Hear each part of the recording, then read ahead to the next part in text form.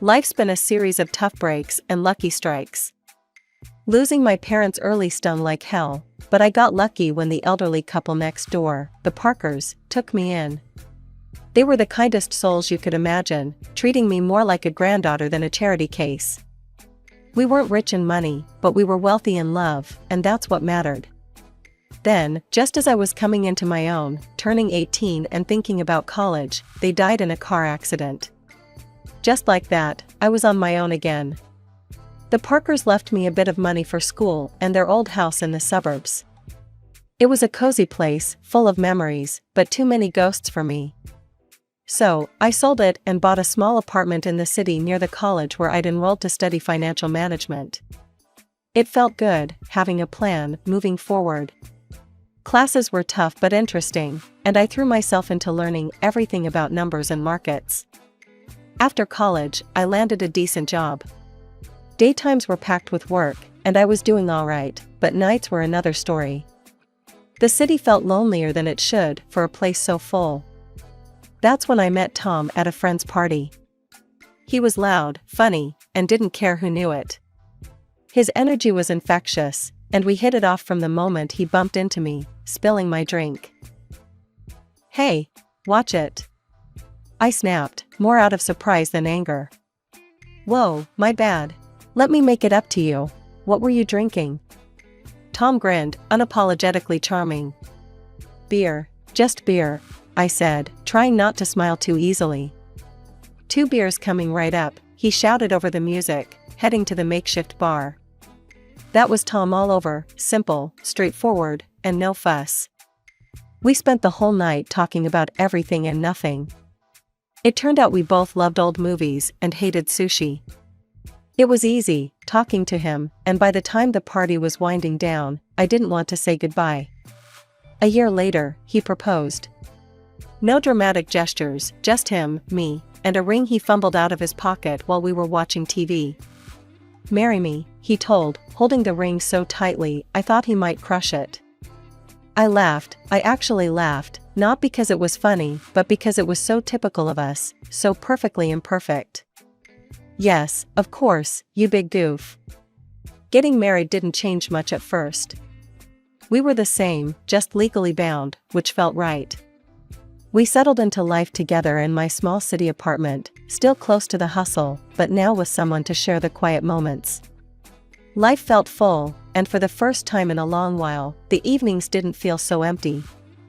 Settling into married life had its comforts, but life sure doesn't let you get too cozy without throwing a curveball or two. Jake's folks, Mr. and Mrs. Harper, were gems. Living in their cozy suburban home, they welcomed me with open arms from the get-go. I could see where Jake got his easygoing nature. Their warmth was a balm on my oftentimes still sore heart, still aching from my own family losses. "So happy you're part of our family now," Mrs. Harper would often say, squeezing my hand with a kindness that felt both uplifting and overwhelming. "Thanks, I really appreciate how welcoming you've been," I'd reply, feeling genuinely grateful. Visiting them became our weekend ritual. Those days were filled with backyard barbecues and lengthy chats over cups of steaming coffee. Life was good, simple, and honest, until it wasn't. Jake got called away on a long business trip, a whole year out of state. It was a fantastic opportunity for his career, but the timing was brutal. No sooner had Jake left than Mr. Harper's health took a nosedive. It happened fast, and Mrs. Harper, bless her heart, sounded near out of her mind with worry when she called.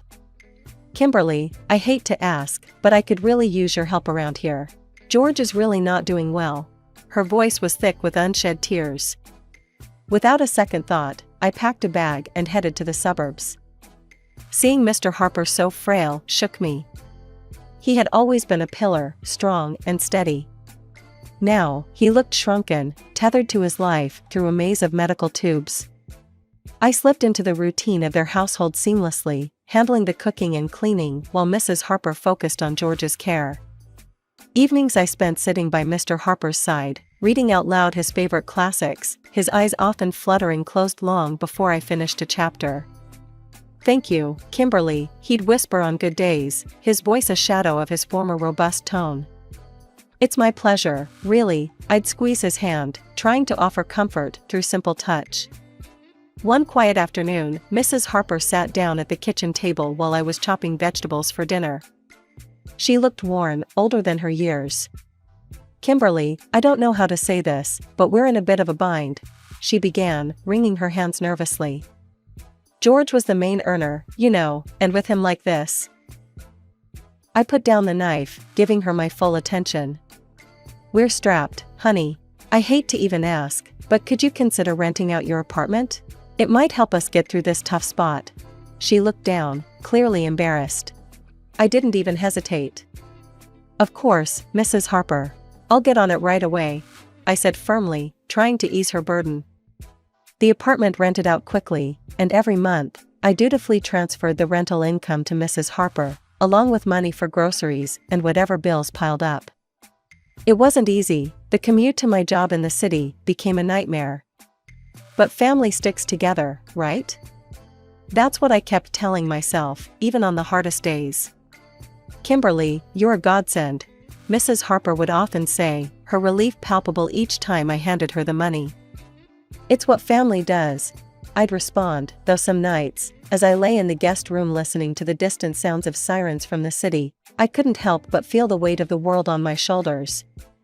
Jake's calls were my only respite, his voice a tether to another life.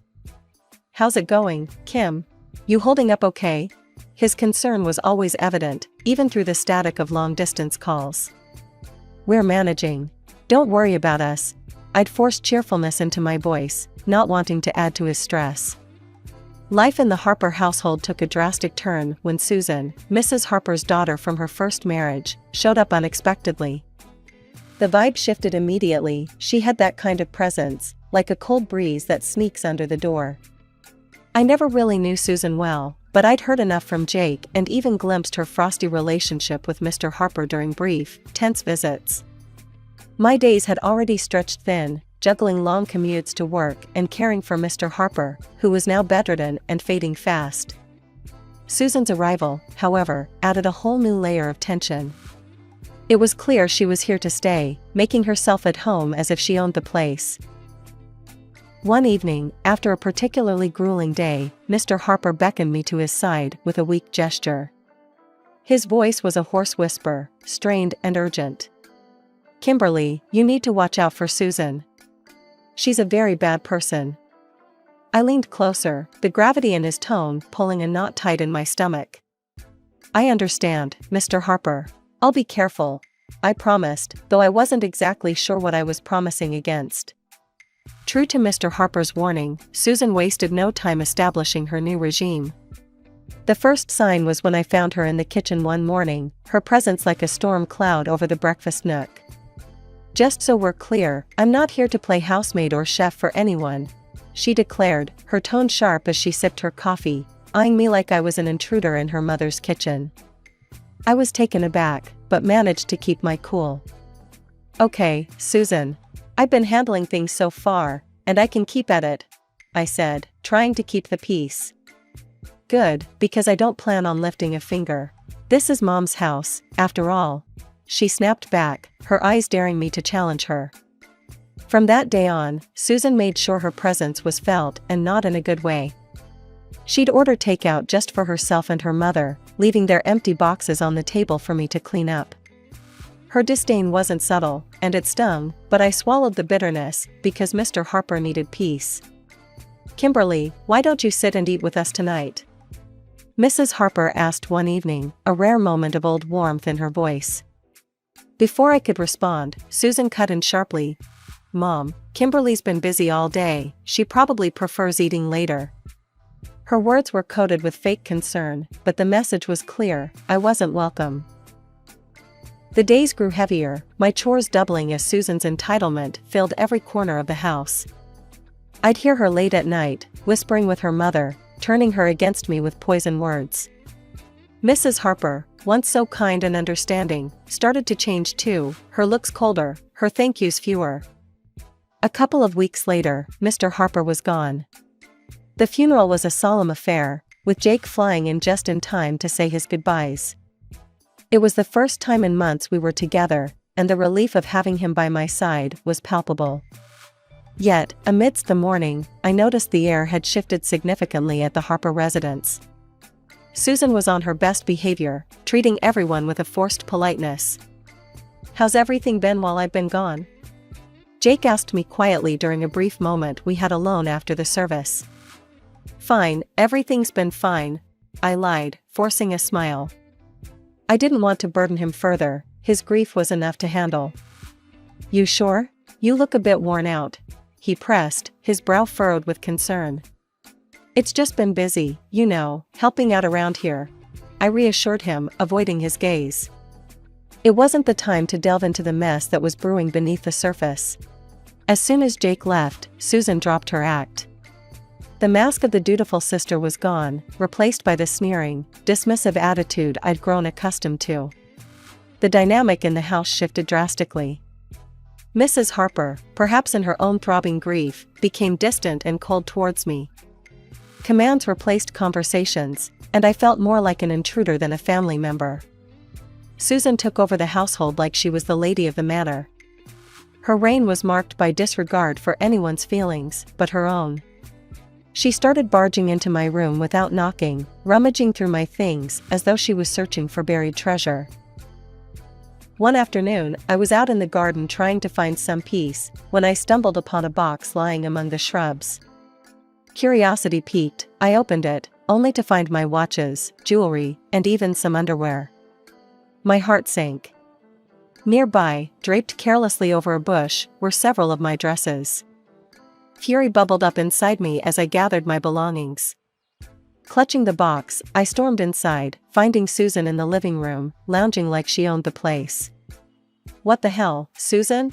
I demanded, my voice shaking with rage. "You can't just throw my stuff out." Susan laughed, a cold, harsh sound that echoed mockingly around the room. "Live here? Please, you're just a guest, and not a welcome one. You should be out in the garden, or better yet, on the street. You're nothing but a rootless beggar anyway." Her words stung like salt in a wound. I couldn't believe the venom in her voice. Trembling, I turned to Mrs. Harper, who had just entered the room.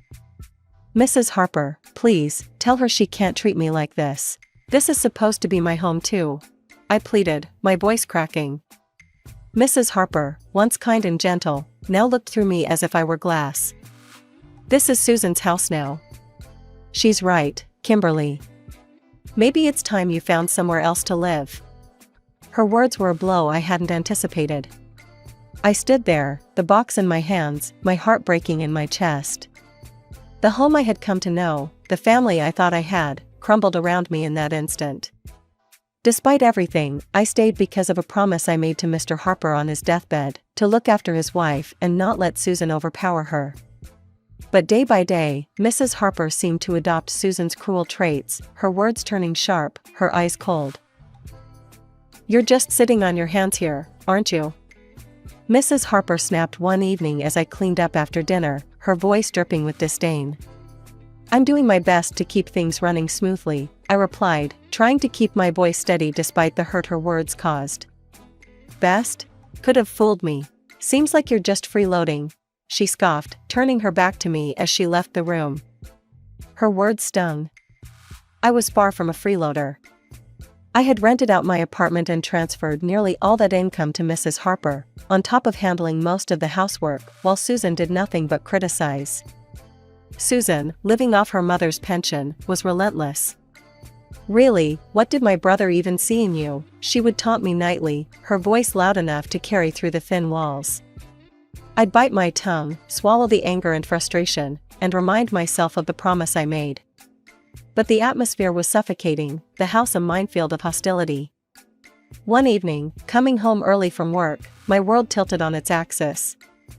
I walked in to hear Susan and Mrs. Harper in the middle of a heated discussion in the living room, not noticing my arrival. "We need to get her to sell that apartment of hers. You know how much we could use that money," Susan was saying, her tone greedy and calculating. "Yes, but how do we convince her? Kimberly's no fool, she won't just hand it over," Mrs. Harper replied, her voice a mix of frustration and greed. "Leave it to me, Mom. I'll sweet talk her into it." Once she signs it over, we can finally live the way we deserve. Susan's words slithered through the air like a snake. Hearing them plot to strip me of my only financial security was a cold splash of reality. Fear gripped me. I couldn't stay, not anymore. My heart pounding, I slipped away to my room unnoticed. They were planning to rob me of everything. The decision was made right then, there was no staying after this. I hurriedly packed my essentials, my hands shaking. Every second in that house now felt like a countdown to disaster. I didn't bother with goodbyes, they didn't deserve them. Slipping out the back door, I ordered a taxi to the station. Sitting on the train to Jake's state, doubts swirled in my mind. Would Jake understand? Would he take their side? The uncertainty was crushing, but the fear of what might happen if I stayed was worse. I stared out the window, watching the landscape blur by, a mix of fear and resolve settling in my chest. When I arrived at Jake's place, his reaction was a cocktail of shock, relief, and a swirl of questions. His eyes widened as he opened the door to find me standing there, bag in hand, looking probably as frazzled as I felt. "Kimberly? What are you doing here? Is everything okay?" he asked, stepping aside to let me in. I hesitated, taking in the familiar, comforting sight of his temporary home. "No, Jake, everything's not okay. Not at all," I replied, my voice catching a bit. He led me to the couch, his expression now lined with worry. "Talk to me, babe. What happened?" I told him everything, starting from Susan's return, the worsening conditions at home, the financial manipulations, and the final straw, the plot to make me sell my apartment. I hadn't wanted to worry him before, didn't want to add to his stress while he was away working. Jake's face darkened with each word I spoke. By the time I finished, his fists were clenched, his jaw set hard. "Why didn't you tell me any of this before?" he asked, his voice a mix of anger and concern. "I didn't want to cause more trouble. I thought I could handle it," I admitted, feeling foolish now. "Kimberly, damn it, you shouldn't have to handle anything like that alone," he exploded, standing up to pace the room. "I can't believe my mom and Susan would treat you this way." He stopped and looked at me, his eyes intense. "I'm not letting anyone treat my wife like that. No way," he declared, pulling out his phone. I watched, heart pounding, as he dialed his mother. The phone barely rang twice before she picked up. I couldn't hear her words, but the stiffness in Jake's shoulders told me enough. "Mom, this has to stop. I know about everything, and I won't tolerate it. If Susan doesn't leave, and if you don't start treating Kimberly with respect, you can forget about us helping out anymore. No more money, no more nothing." Jake's voice was steel, not giving room for any argument. There was a brief, fiery exchange, then silence. Jake's hand tightened around the phone. "Fine, if that's your choice, then you've made mine," he said finally, and hung up. He turned to look at me, his expression softening. "Looks like it's just us now, babe. That's all we need," he said, coming over to wrap me in his arms. I leaned into him, the safety of his embrace fortifying me against the whirlwind of emotions. "Just us," I murmured, feeling the truth of his words. We were on our own now, but somehow, that felt okay. Jake and I talked long into the night. We discussed practical things like my remote work arrangements and our financial plans without the extra drain of supporting his mother and Susan. It felt like we were laying the foundations for a new chapter, just the two of us. "Whatever happens, we're in this together. You and me against the world, right?" Jake said with a determined grin. "Right," I smiled back, feeling more confident with him by my side. Against the world. The next few days were a whirlwind of activity.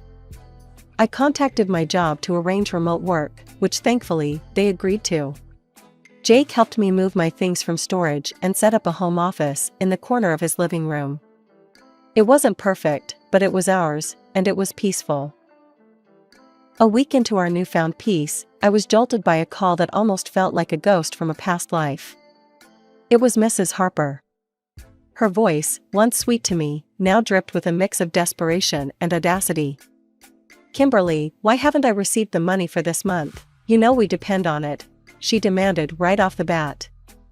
I was stunned silent for a moment, her nerve unbelievable. I'm sorry, but after everything, you really expect me to continue supporting you?